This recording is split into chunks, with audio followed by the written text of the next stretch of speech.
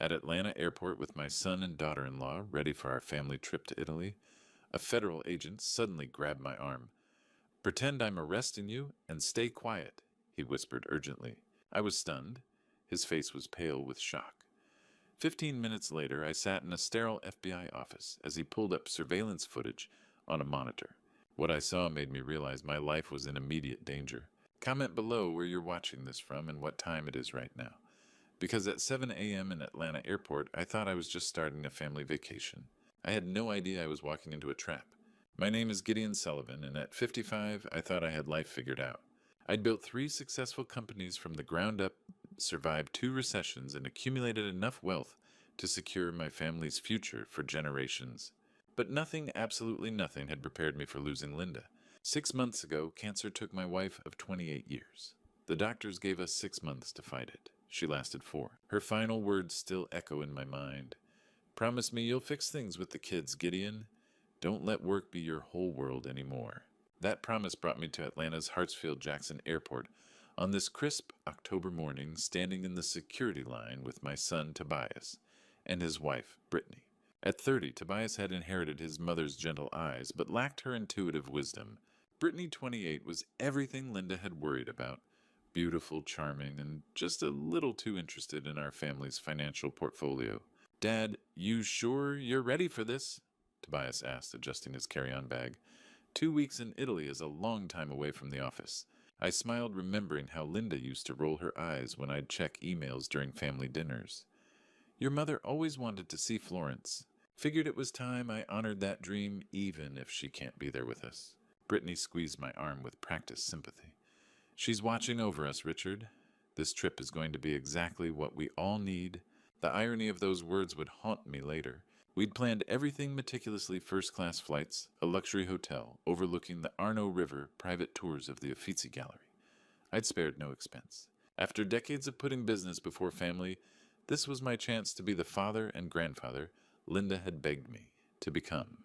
Next, the TSA agent waved me forward. I handed over my boarding pass and driver's license, the same routine I'd performed hundreds of times during business trips. But as the federal agent examined my documents, his expression changed. His eyes met mine with an intensity that made my stomach drop. "Act like I'm arresting you and keep quiet," he whispered urgently, his voice barely audible above the airport chaos. I was stunned. The bustling sounds of travelers faded into silence. It was just him and me, his steel-gray eyes locked on mine with an intensity that screamed danger. "What?" I managed to whisper back. "Don't turn around. Don't make any gestures. Your life depends on it." His voice was barely audible, but every word cut through me like glass. "Come with me as if I were arresting you. Trust me." Behind me, I heard Tobias's concerned voice. "Dad, what's happening?" The agent stepped around the counter, his hand firmly but gently guiding my elbow. "Sir, I need you to come with me for additional screening. Just a routine procedure." My legs felt like concrete as I followed him, my mind racing. In 30 years of business, I'd developed instincts for danger, for deception, for the moment when everything changes. Those instincts were screaming now. "Is there a problem, officer?" Brittany's voice carried the perfect note of concerned daughter-in-law. "Nothing to worry about, ma'am. Please wait in the boarding area. We'll have Mr. Sullivan back to you shortly." As we walked away from the security checkpoint, I caught a glimpse of my son and daughter-in-law. They stood there looking worried, the picture of a loving family concerned for their patriarch. If I hadn't heard the agent's warning, I would have believed that concern was genuine. 15 minutes later, I found myself in a windowless FBI office, still trying to process what I'd just learned about my own son. Agent Matthew Stone closed the door behind us. 2 metal chairs faced a wall-mounted monitor in the windowless FBI office. "Mr. Sullivan, I'm going to show you something difficult to watch," Stone said. The screen flickered to life, showing security footage from the check-in area. There we were, looking like any other family heading on vacation. "Watch your son's hands," Stone instructed. I leaned forward as the timestamp showed 7:23 a.m. Tobias reached into Brittany's purse and pulled out a small vial. My stomach turned as I watched my son unscrew the cap of my water bottle. The contents disappeared into my drink in seconds. "Jesus Christ," I whispered. Stone paused the video. "Lab analysis suggests it's a fast-acting sedative. In that concentration, it would have caused cardiac arrest within 3 hours." I gripped the table, remembering Linda's voice from 18 months ago during dinner. That girl spent more on handbags last month than most families make in a year, Linda had said. And the way she looks at our financial statements, it's like she's taking inventory. You're being paranoid, I'd replied, not looking up from my phone. Linda had fixed me with that look. Gideon, I know the difference between curiosity and calculation. That woman is planning something, and our son is too blinded to see it. I should have listened. Stone continued the video. After Tobias capped the bottle, he turned to Brittany. The audio was faint, but their lips were clearly visible. It's done, Tobias whispered, his face pale. Brittany squeezed his arm. Remember, we're doing this for us? Those people won't wait much longer. What if something goes wrong? Nothing will go wrong. By tonight we'll be free, and your father will finally be at peace with your mother. Stone stopped the recording. We're still investigating their full motives, but it's clear this wasn't spur of the moment. My son hadn't just tried to kill me in desperation. This had been calculated, planned, discussed between them. Mr. Sullivan, we can arrest them right now. We have enough for attempted murder charges. But their lawyers will argue the evidence is circumstantial that someone else could have tampered with your bottle. Rich kids with good attorneys have walked away from worse. I stared at the frozen screen showing my son's guilty face. What's the alternative? You continue with your trip. We'll have agents monitoring every move. Let them try again, and we'll have ironclad evidence no jury could ignore. Outside this room, normal people were catching flights to visit family, to live lives where their children didn't plot their murder. They mentioned those people, I said quietly. Who are they afraid of?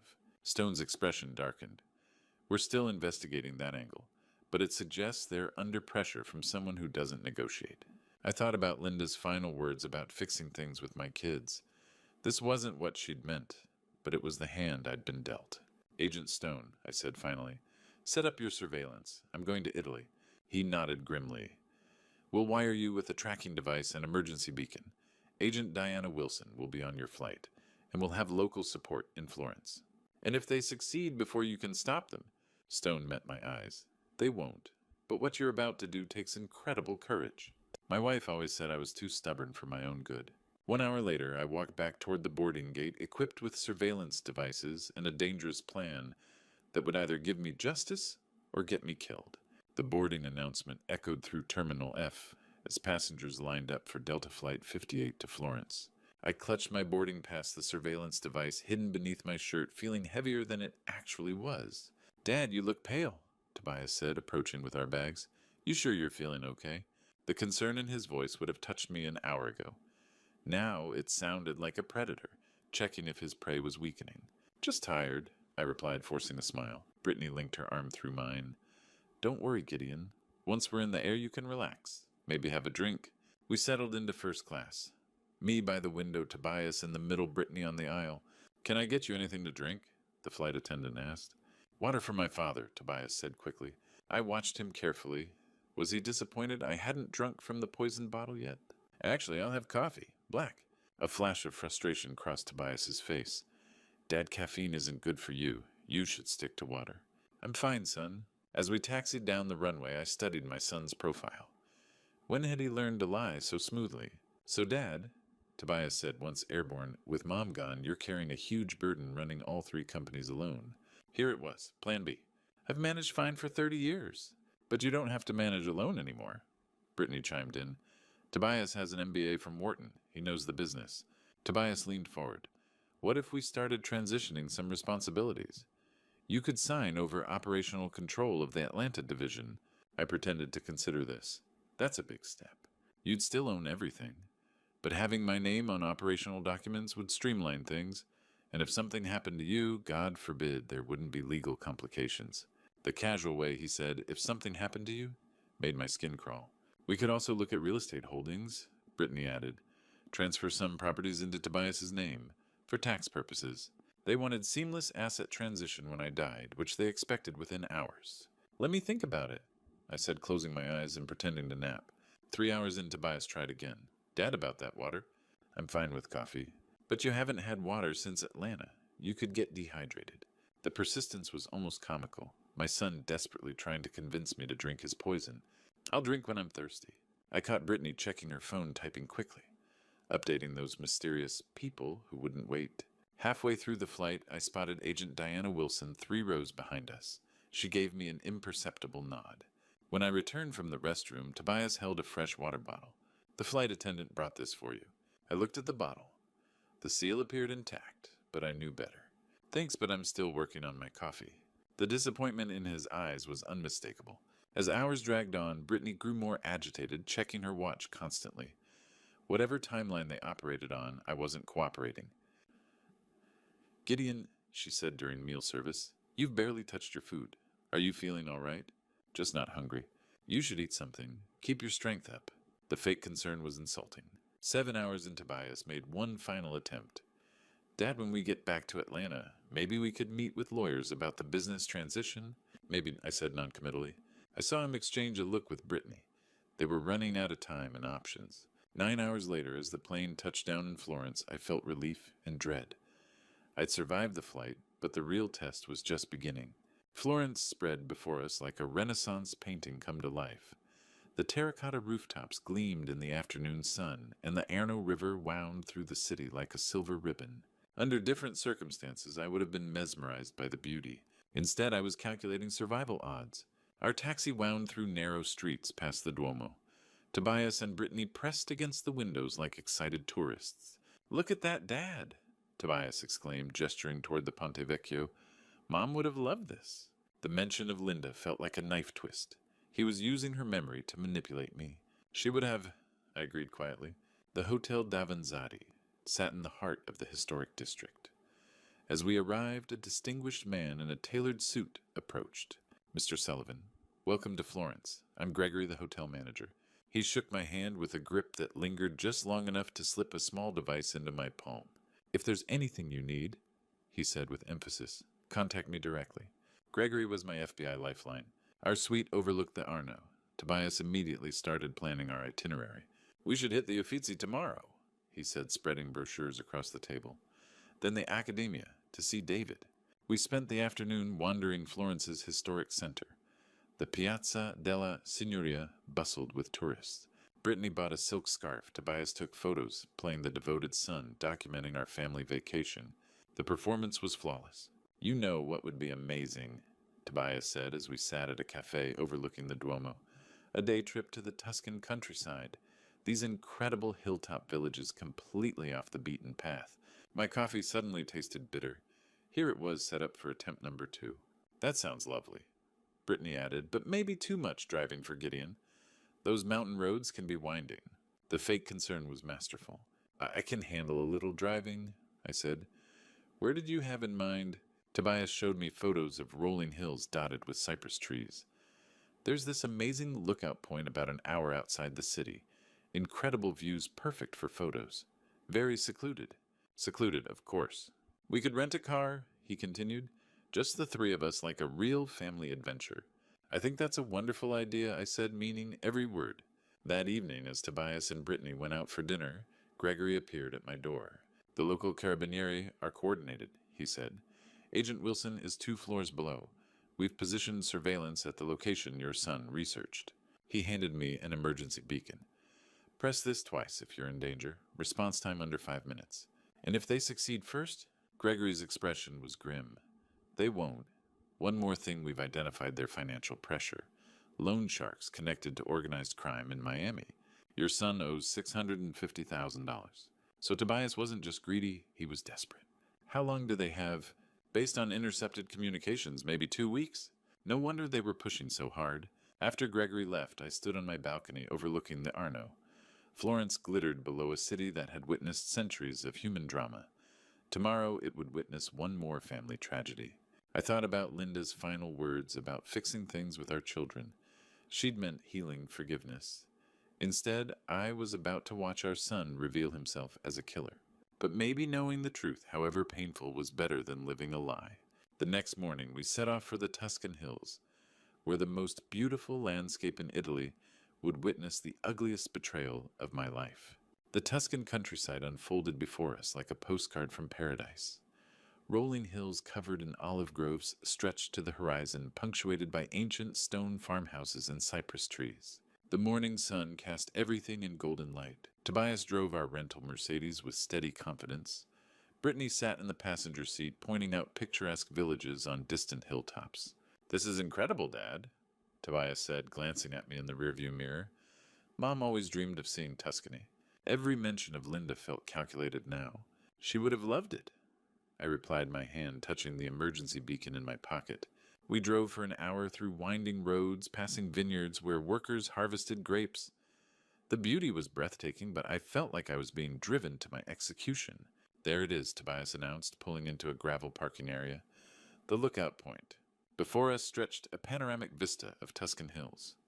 A stone wall marked the edge beyond which the ground dropped away into a steep ravine. Perfect spot for photos, Brittany said, pulling out her phone. I looked down. The drop was easily 200 feet onto jagged rocks. A fall would be instantly fatal. Dad, come stand here, Tobias called, positioning himself near the wall. The light is perfect. Every instinct screamed danger, but I walked over. If this was happening, I needed it where the FBI could see. A little closer to the edge? Brittany directed, raising her phone. The background will be amazing. I stepped closer, my heels now inches from the drop. The wind carried the scent of wild herbs and distant church bells. Perfect. Now put your arm around Tobias. My son stepped beside me, his hand resting on my shoulder. To anyone watching, it looked like a touching father-son moment. Smile, Gideon, Brittany called. But I was watching Tobias's face, seeing the internal struggle. His hand trembled slightly. This is for the best, Dad, he whispered. You've been so sad since Mom died. Maybe it's time for you to be with her. His hand pressed firmer against my back. Tobias, I said quietly, your mother would be heartbroken if she could see what you've become. Something flickered in his eyes. Guilt pain, maybe the boy I'd once known. I'm sorry, he whispered. His hand tensed, preparing to push. In that moment, I felt strangely calm. If this was how it ended, at least, I'd know the truth about my son. But instead of the push, I heard car doors slamming. Polizia, nobody move. 3 Italian police officers appeared from behind our car, weapons drawn. Behind them, Agent Diana Wilson emerged from a second vehicle, her FBI badge visible. Tobias's hand jerked away as if burned. His face went white.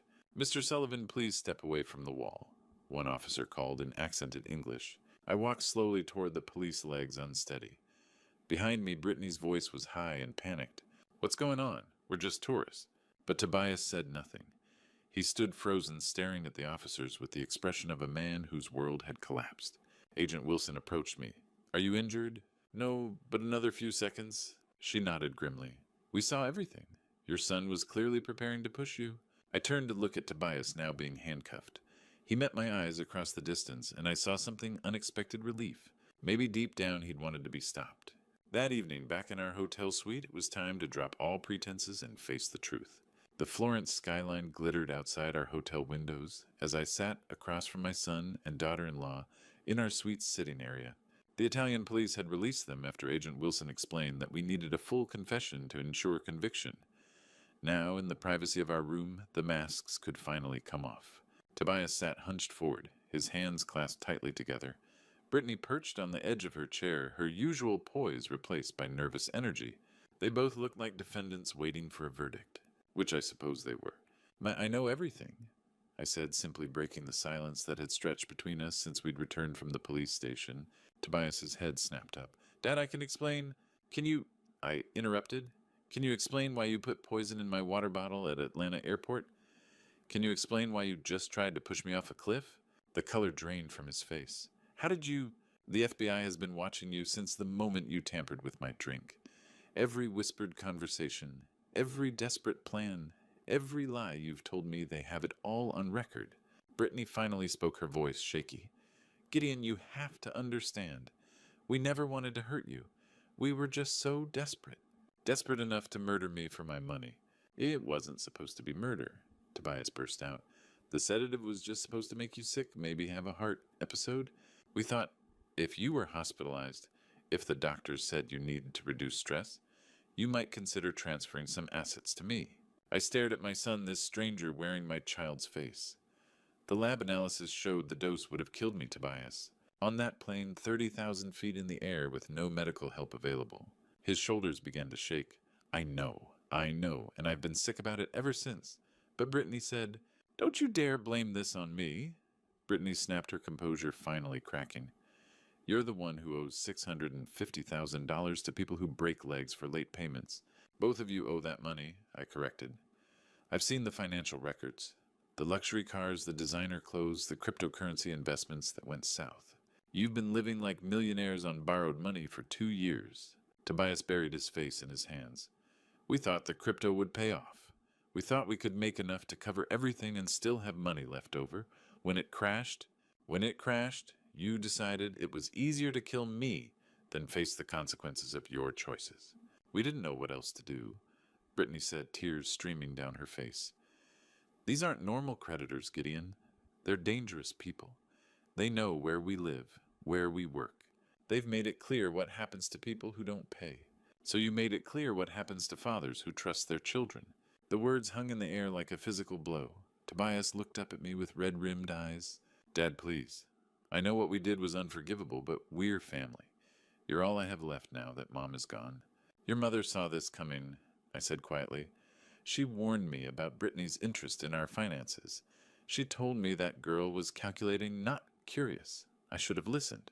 Linda never understood me, Brittany protested weakly. Linda understood you perfectly. She saw through your act from day one. The only person who couldn't see it was me because I wanted to believe my son had found love instead of a con artist. Tobias flinched as if I'd slapped him.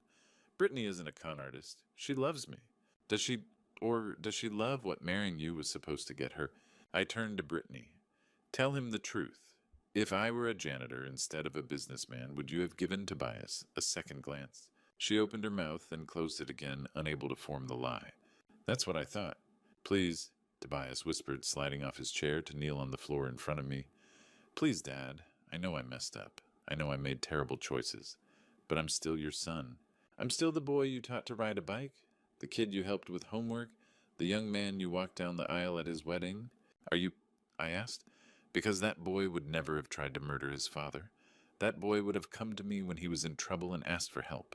I was ashamed, he sobbed. I was so ashamed of what we'd done, of how much we owed. I couldn't bear the thought of disappointing you again. So instead you decided to kill me. We were desperate. We didn't think clearly. Please, Dad, there has to be something we can do to fix this.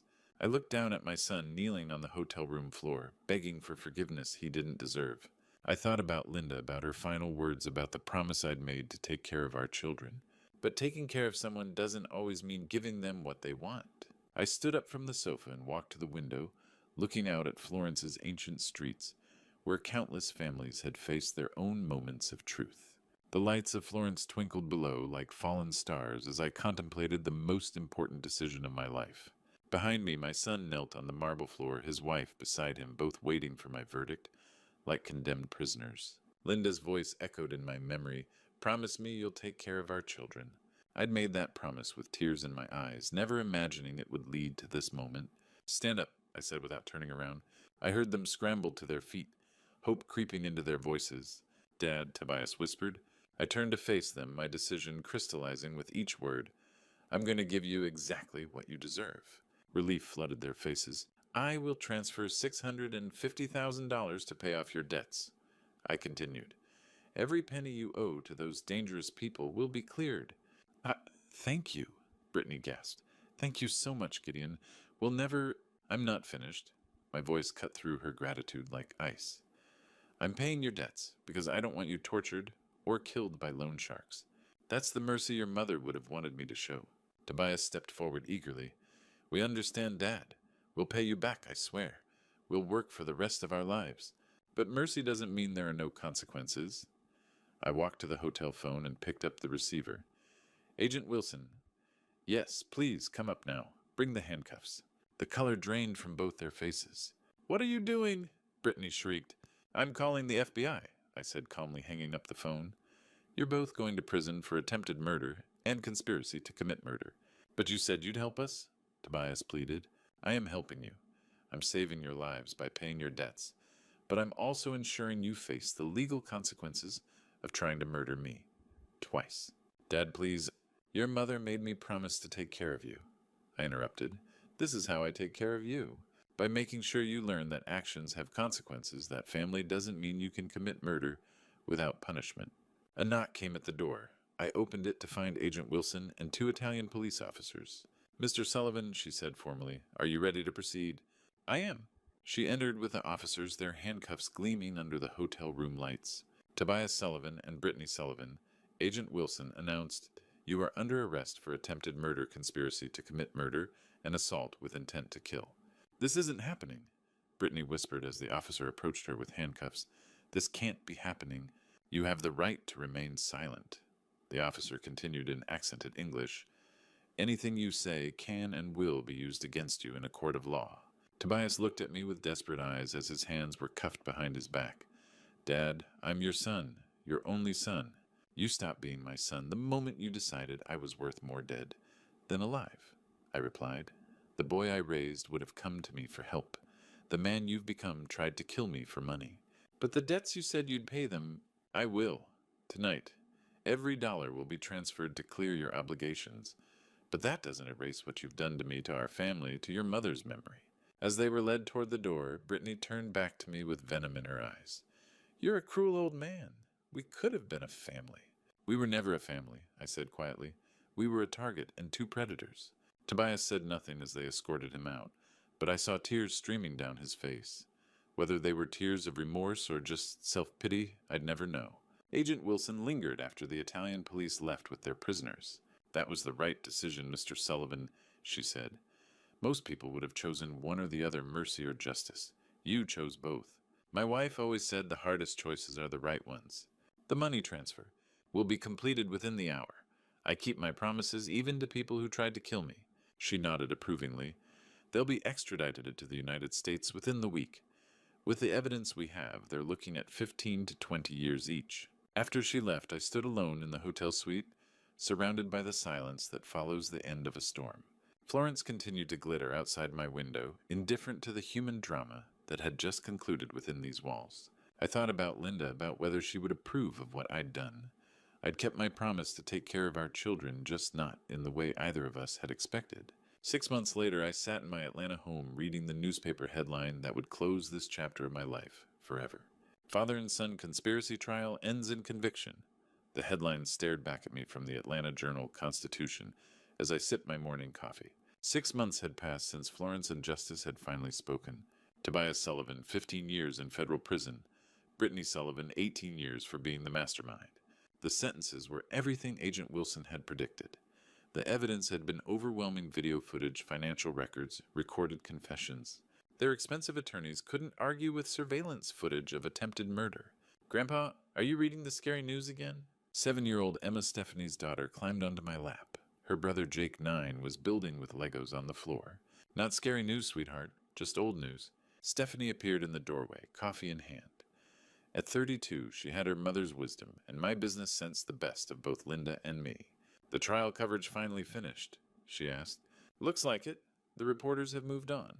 She settled into Linda's old reading chair. "How are you feeling about it all?" "Relieved," I answered honestly. Justice was served. The people who tried to kill me are in prison. And sad, I looked down at Emma, now coloring. "Yes, sad that it came to this. Sad that your mother was right about Brittany. Sad that I lost a son." "You didn't lose a son, Grandpa," Jake called out. "You gained a grandson who actually likes you." Stephanie and I both laughed. Kids cut through complexity with brutal honesty. "Speaking of family," Stephanie said, "I've been thinking about Mom's birthday next month. Maybe we could visit her grave together." Linda would have been 53. The idea of facing it with real family people who loved me instead of calculating my net worth felt right. I'd like that. My phone buzzed with an email from Georgia Department of Corrections. Tobias wanted to send me a letter. "What will you do?" Stephanie noticed my expression. "I don't know yet." That evening, after Stephanie and the kids left, I sat in my study with the new will. Stephanie would inherit the majority. The grandchildren had college funds. A substantial portion would go to charities Linda had supported. Tobias would receive a trust fund, but only after serving his sentence and completing psychological counseling. If he could prove he'd changed, he'd have enough money to start over. It wasn't forgiveness, not yet, but it was hope. I opened the prison email. "Dad," it began, "I know I have no right to contact you. I know what I did was unforgivable, but not a day passes without me regretting every choice that led to Florence. Prison has given me time to think. I've started therapy. I'm learning about financial desperation, about how people rationalize terrible choices. None of it excuses what I did, but it helps me understand how I became someone capable of planning your murder. I miss Mom every day. I know she would be ashamed of what I became, but I think she might be proud of who I'm trying to become now. I don't expect forgiveness, but if someday, years from now, you think there might be room for a son who's truly sorry, I'll spend every day proving I'm worthy of that chance. Your son, if I'm still allowed to call myself that, Tobias. I read the letter 3 times. Outside my window, Atlanta glittered in the distance. Somewhere in this city, Stephanie was tucking my grandchildren into bed, teaching them right from wrong. Maybe that's what family really is. Not the people who share your blood, but the people who share your values. The people who would never hurt you, who celebrate your successes and support you through failures. I'd lost a son, but I'd gained something more precious, the knowledge of who truly loved me. And maybe someday I'd gain a son back too. Looking back at this true story, I realize I made a crucial mistake that nearly cost me my life. Don't be like me. Don't ignore the warning signs when someone you love shows their true nature. Linda tried to tell me about Brittany's calculating behavior, but I was too stubborn to listen. This true story taught me that real family isn't defined by blood, but by love and loyalty. My grandchildren showed me more genuine affection in 6 months than my son did in 30 years. That's why I share these grandpa stories, to help others recognize the difference between people who truly care and those who see you as a paycheck. God gave me a second chance when that FBI agent saved my life at the airport. God also blessed me with Stephanie and her children, who became my real family. And I believe God allowed Tobias to write that letter from prison, because even the most broken relationships can find redemption through genuine repentance. The hardest lesson from this true story: sometimes protecting yourself means letting go of people you've loved your whole life, but it also means opening your heart to those who truly deserve your trust. These grandpa stories aren't just entertainment, they're warnings wrapped in hope. Through all these grandpa stories I've shared, I've learned that if my experience helps even one person recognize toxic family members before it's too late, then sharing this painful chapter was worth it. What's your story? Have you ever had to choose between family loyalty and self-preservation? Share your thoughts in the comments below. And don't forget to subscribe for more real-life stories that matter.